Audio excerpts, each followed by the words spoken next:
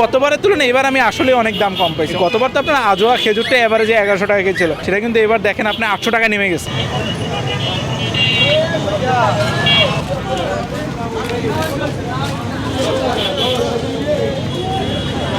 গতবারের তুলনায় যেমন যেসব জিনিসগুলো বিশেষ করে খেজুর বা ফলের দামটা কিন্তু অনেক ঊর্ধ্বে থাকে, এই বছর কিন্তু ওই তুলনায় খেজুর থেকে শুরু করে জিনিসপত্রের দামটা কিছুটা সীমিত।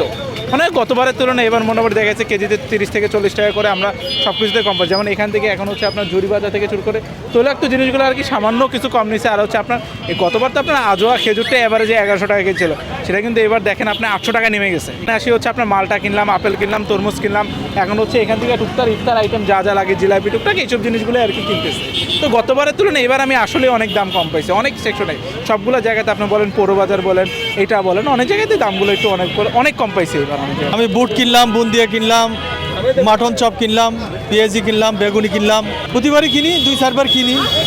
তো মৌবনের নাম করা দোকান, তো এই দোকানের স্বাদ কেমন, ওই জন্য এই দোকানে আসি, মাঝে মধ্যে কিনতে আসি। বছরের জন্য হলো বুট, বুন্দিয়া, ছানার পোলাও, চিড়ে, নিমক পোড়া, মস্কট হালুয়া, আলুর চপ, পেঁয়াজি, বেগুনি, চিড়ে, নিমক পোড়া, চানাচুর, তারপরে হলো পাটিসাপটা পিঠে আছে, পুয়া পিঠে আছে, শাহি জিলাপি, রেশমি জিলাপি।